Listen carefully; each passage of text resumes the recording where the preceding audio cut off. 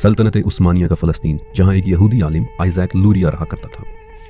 Isaac ने तौरात की 4 layers के साथ एक नई इंटरप्रिटेशन शुरू की। पहली लेयर पेशात, यानी सादा सी बात, यानी कि बज़ाहिर लिखा हुआ क्या है, किसी आयत का लफ्जी मानी क्या है।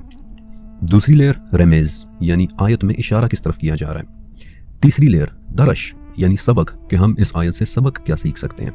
और चौथी लेयर सॉड, यानी कि राज, इस आयत में छुपा हुआ मानी क्या है। अब इस बात में कोई शक नहीं कि आइजैक लूरिया ने तौरात के हवाले से बहुत बड़ा काम किया, लेकिन एक सवाल है कि क्या यही तरीका हम बाकी आसमानी मज़ाहिब की किताबों पर भी अप्लाई कर सकते हैं, मसलन कुरान पाक। ये जानने के लिए मैं चाहता हूँ कि आपके सामने सूरह तौबा की 124 और 125 नंबर आयत रखूँ कि जब कोई सूरत नाजिल होती है तो मुनाफिकीन पूछते हैं कि इस सूरत ने तुम में से किसके ईमान को ज़्यादा किया है। तो जो लोग ईमान वाले हैं, इस सूरत ने उनके ईमान को ज़्यादा किया है और वो खुश हो रहे हैं, और जिनके दिलों में रोग है, इस सूरत ने उनकी गंदगी के साथ और गंदगी बढ़ा दी और वो हालत कुफ्र में ही मर गए हैं। आपने कुछ नोटिस किया? Multiple layers of understanding. एक ही सूरा से कोई ईमान अंडरस्टैंड कर रहा है और कोई कुफ्र ले रहा है।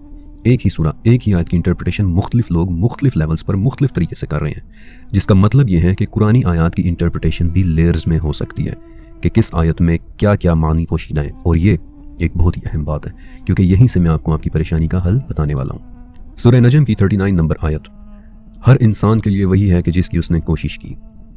इस आयत से आप क्या अंडरस्टैंडिंग लेते हैं?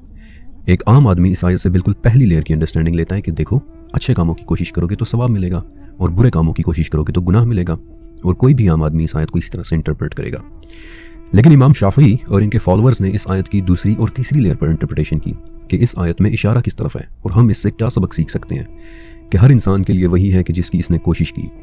और इस अंडरस्टैंडिंग से इमाम शाफी ने एक फ़क़ही मसला सुलझाया कि देखो, इस आयत में हमें यह बताया जा रहा है कि कुरान खानी का सवाब मुर्दों को नहीं पहुंचता, क्योंकि उन्होंने इसकी कोई कोशिश नहीं की, जबकि उनकी औलाद की दुआ का सवाब उनको पहुंच जाता है। और ये बात जामिया तिरमिज़ी की एक हदीस में है, क्योंकि औलाद वो चीज़ है कि जिसकी इंसान ने खुद कोशिश की थी। आप देख रहे हैं कि किस तरह किस आयत को मल्टीपल लेयर्स पर अंडरस्टैंड किया जा सकता है। और अब अगर आप मुझे इजाज़त दें कि मैं इस आयत की एक चौथी इंटरप्रिटेशन भी आपके सामने रखूँ कि जो मख्फी है, छुपी हुई है, कि हर इंसान के लिए वही है कि जिसकी इसने कोशिश की। आपको वही मिलेगा कि जिसकी आप कोशिश करेंगे। आप कोशिश करके अपनी सोच को बेहतर करें तो आपको मिलने वाली चीज़ें भी बेहतर ही होंगी। द लॉ ऑफ अट्रैक्शन, इसे कुरान पाक ने एंडोर्स किया है। और अगर आपको मेरी बात का यकीन नहीं है तो इससे अगली आयत पढ़ लें कि अनकरीब उसकी कोशिश देखी जाएगी और फिर उसे उसका बदला भी दिया जाएगा। आपको ऐसा नहीं लग रहा कि यहाँ हमें एक प्रोसेस बताया जा रहा है कि जैसी कोशिश करोगे जवाब में तुम्हें वही कुछ ही दिया जाएगा। एक अच्छी सोच की कोशिश करने वाले को जवाब में भी बेहतरीन चीज़ें ही दी जाएंगी। The law of attraction.